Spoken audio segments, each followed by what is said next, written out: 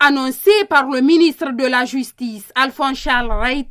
le bâtiment ad hoc devant abriter le procès sur les massacres du 28 septembre en 2009, situé dans l'enceinte de la cour d'appel de Conakry, a été inauguré ce mercredi en présence du procureur de la Cour pénale internationale, des corps diplomatiques accrédités en Guinée, des organisations de défense des droits humains, des associations des victimes et des membres du gouvernement. Tous venus pour commémorer cette date historique à la mémoire des victimes tuées, violées et violentées lors de cet événement. C'est un grand honneur pour moi de prendre part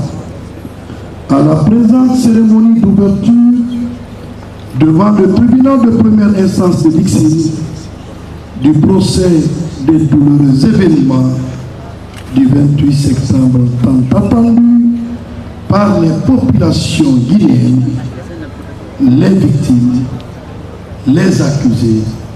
et surtout la communauté internationale. L'on ne peut jamais assez rappeler, dans l'intérêt de la mémoire collective de notre pays, que le lundi 8 septembre 2009, des exactions d'une gravité exceptionnelle ont été commises au stade de Conakry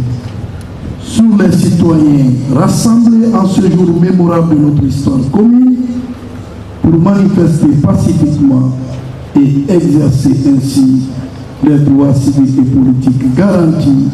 par la Constitution d'alors et les autres instruments régionaux et internationaux auxquels notre pays, la Guinée, a volontairement souscrit. Mon département, je veux dire le département de la justice, est prêt pour agir et être sans relax pour la manifestation de la vérité dans le dossier du 28 septembre et dans les autres cas de crimes et violations des droits de l'homme qui, hélas, avaient entaché le parcours historique de notre pays. Je renouvelle ici l'engagement de Monsieur le Président de la Transition, du CNRD, de faire toutes les dispositions, prendre toutes les dispositions utiles afin que tous les auteurs présumés des dix exactions, quels qu'ils soient, de leur appartenance politique, de leur titre, de leur rang ou de leur grade, puissent répondre dans le respect des droits à la défense, bien entendu, de leur acte devant la justice de notre pays. À cette illustre occasion, le bâtonnier de l'Ordre national des avocats de Guinée, dans son discours, exprime son souhait de voir les victimes être rétablies dans leurs droits à travers ce procès qui n'a que trop duré. 13 ans après, décidons tous, faisons-en le serment de tout faire pour que l'horreur des massacres de masse ne se reproduise plus jamais en Guinée. Que ce bienvenu procès nous y engage davantage et doit réparer la fracture qui s'est instaurée entre les populations de Guinée et son armée. En effet, les faits constants nous disent que des hommes en tenue militaire ont en temps de paix osé tirer sur des civils